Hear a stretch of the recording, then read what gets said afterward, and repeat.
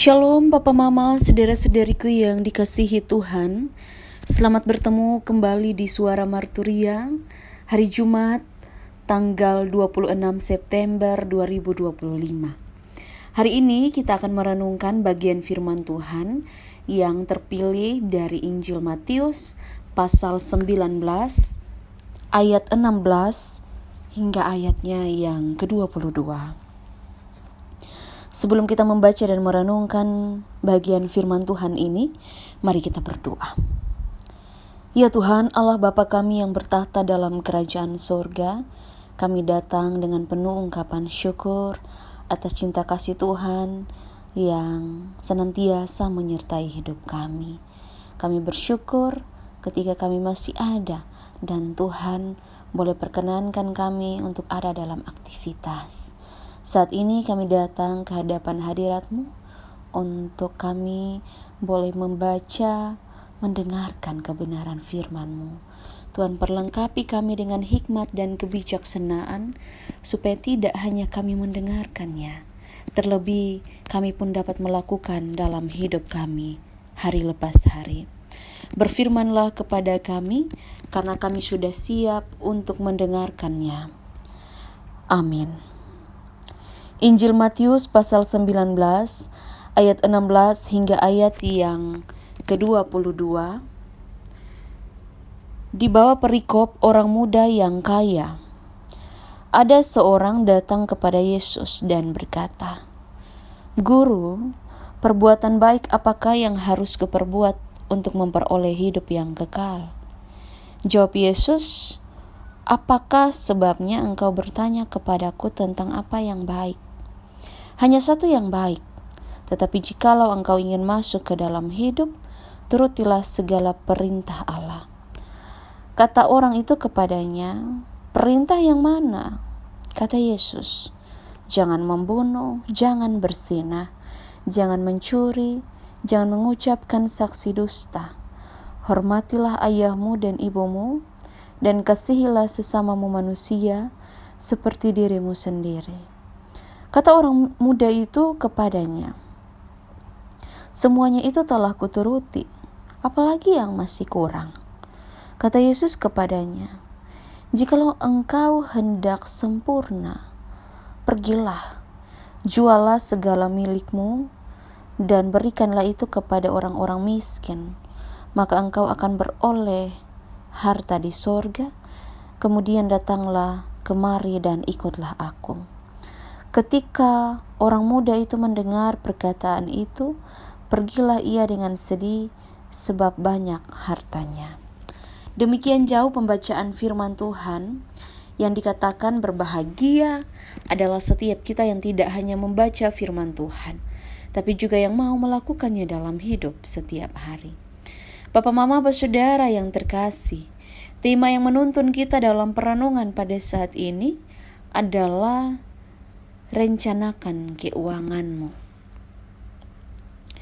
Kalau di dalam teks kita melihat bagaimana firman menggambarkan kepada kita tentang seorang pemuda yang kaya. Ketika dia datang kepada Yesus, lalu dia tanya, kira-kira apa yang harus dia lakukan supaya dia memperoleh hidup yang kekal. Tentu dia juga berpikir bahwa segala sesuatu yang ada padanya itu mungkin sementara. Tapi apakah yang harus ia lakukan supaya hidup yang kekal itu diperolehnya? Yesus memberitahu, kamu harus menjual hartamu, bahkan semuanya, dan memberikannya kepada orang miskin. Ini sesuatu yang tentu tidak mudah bagi kita, apalagi sebagai pekerja keras, sebagai orang yang mempunyai cita-cita yang tinggi untuk menjadi berkat. Tentu harus punya banyak harta kalau kita mau berbagi. Tetapi dalam pandangan Yesus, kekayaan itu bisa saja menjadi penghalang. Yesus mau bilang bahwa kekayaan itu penghalang bagi seseorang untuk mengikutinya. Kalau seseorang mau ada dalam kehidupan yang kekal, ia harus meninggalkan kekayaannya dan mengikut Yesus. Dan juga penting menjual harta itu. Itu perintah Yesus. Supaya tidak lagi mengingat soal apa yang ia miliki, tetapi mengingat apa yang harus ia lakukan kepada Yesus. Dalam hal ini, yang dapat kita petik adalah tidak salah orang itu mendapatkan berkat lebih. Tetapi bagaimana berkat kekayaan yang diterima itu kemudian dilakukan dengan baik. Artinya, mengutamakan kekayaannya untuk hal-hal rohani. Jadi mengutamakan kekayaan rohani. Secara spiritual,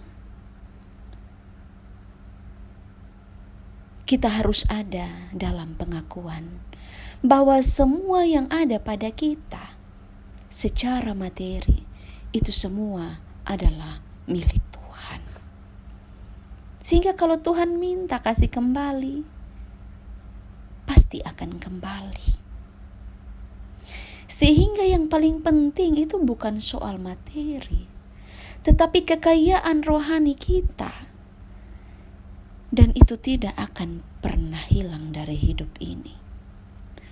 Kalau misalnya kita kasih warisan kepada anak-anak, rumah, tanah, emas, semuanya bisa musnah, orang bisa ambil.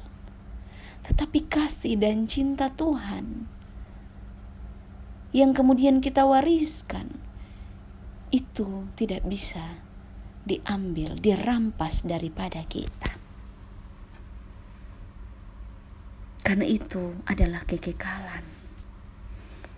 Dan Tuhan membuat kita menjadi manusia-manusia yang tentu terus ada dalam refleksi bahwa mengikuti Yesus dengan sungguh-sungguh itu adalah bagian daripada bagaimana kita harus hidup dalam hidup ini. Meninggalkan segala hal supaya hal-hal yang menjadi penghalang tidak membuat kita jatuh. Tetapi segala sesuatu dalam hidup ini membuat kita bangkit dan sungguh-sungguh di dalam Kristus Yesus. Sehingga dalam kehidupan keluarga, terkait dengan keuangan, bagaimana dengan rencana keuangan? Kalau tidak ikut Tuhan, kalau fokus pada kekayaan, tentu sewaktu-waktu akan jatuh. Tapi semuanya harus melibatkan Tuhan. Dan biarlah Roh Kudus bekerja dalam hidup kita setiap hari. Amin. Mari kita berdoa. Ya Tuhan, Allah Bapa kami bersyukur dan berterima kasih untuk firman kebenaran-Mu. Memperlengkapi kami, berikan kami kekuatan untuk melakukannya. Di dalam nama Tuhan kami Yesus Kristus kami berdoa. Amin. Terima kasih telah mendengarkan suara Marturia. Tuhan Yesus memberkati kita semua. Shalom.